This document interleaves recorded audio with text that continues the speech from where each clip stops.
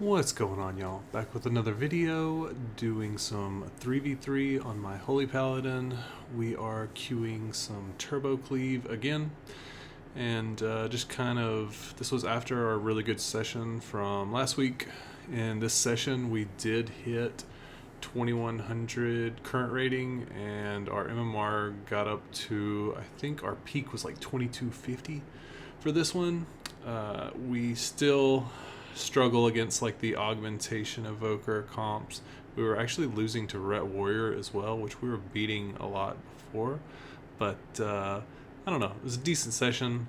And we everyone keeps asking me like what are the queues like this late in the season, and I think the next match you're gonna see kind of, I don't know, one, why this season's a little bit frustrating, but two, just how crazy it is that I feel like comp matters more than ever this season, because everybody at these MMR like know how to play. Like, these are some of the best teams you're gonna see at like 2100 MMR. Like, you can look up everyone in this team right here. Everyone that we're fighting is multiple gladiator. I think one or two of these guys is like a rank 1, and keep in mind this is like 2100 MMR.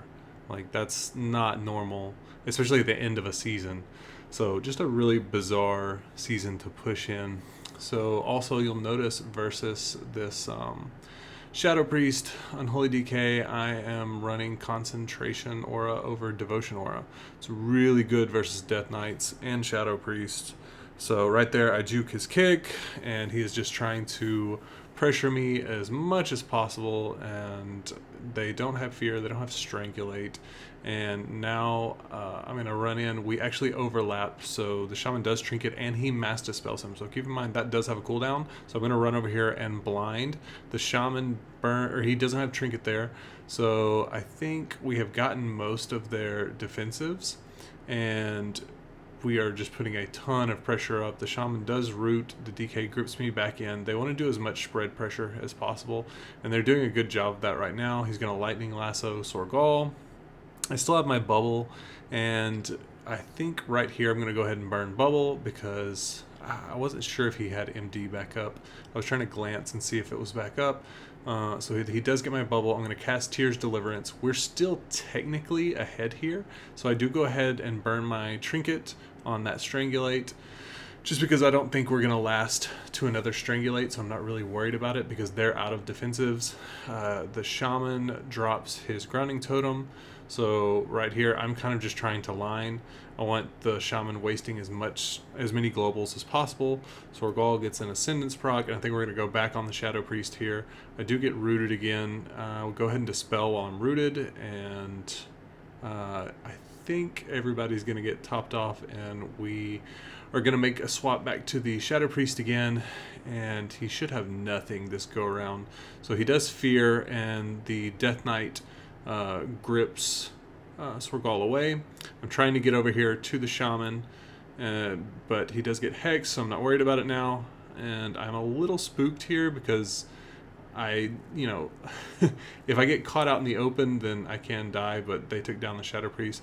But anyways, so if you swap out this Shadow Priest for an augmentation evoker, we lose this matchup almost every single time. It's just crazy how much comp matters right now. It's absolutely insane. Now here's kind of a similar comp. So Unholy Death Knight, Holy Priest, Augmentation Evoker. This is a really popular comp right now. We were losing this matchup almost every single time. It almost feels unwinnable. And these guys played significantly worse than the last team we fought. I mean, this is nothing, against these guys. It's just they're playing a much, much better comp. And right here, we actually almost killed the Death Knight in the opener while the priest had power infusion, which was kind of crazy. So I do go ahead and sack here. I'm gonna run over here and try and get the Hodge, but he's gonna grip me back in. I do Hodge into that, which I'm DR'd on that, so I'm gonna try and get a double blind since I missed the Hodge.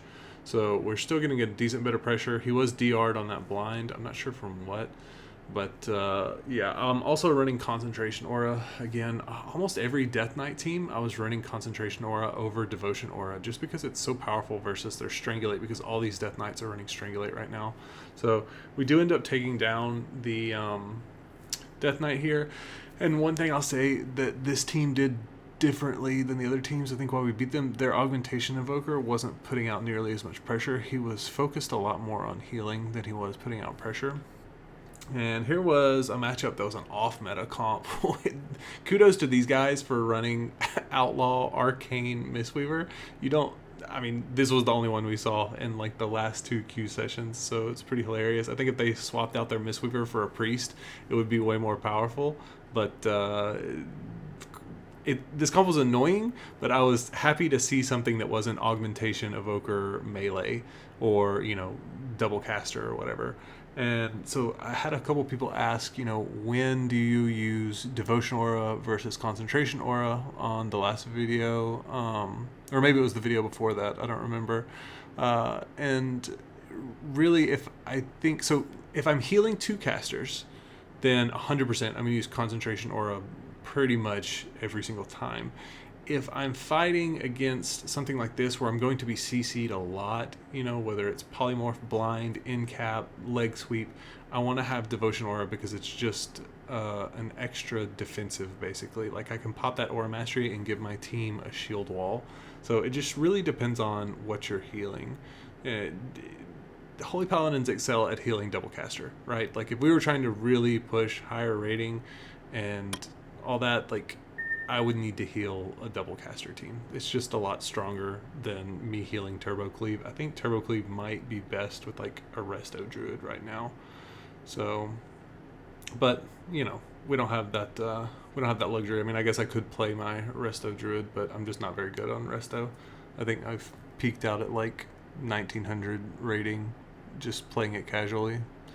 So right here, we do get the kill on the Arcane Mage. Because he did block. He was like very skittish with his block, which I guess he's been fighting against probably really bursty comps, and they're just killing him in the opener, and he doesn't have a chance to block. So I don't blame him. But anyways, I hope you guys have enjoyed this little Q session. We were stoked to hit 2100 current rating. I don't know how much higher we're gonna push this season, because it feels like anytime we hit like right at 2300 MMR, we're kind of just hitting a wall. Like, it feels like it's either a bunch of carries or just players that are maybe outside of our skill level, I don't know, or it's just comp. Like I said, comp matters a whole lot this season.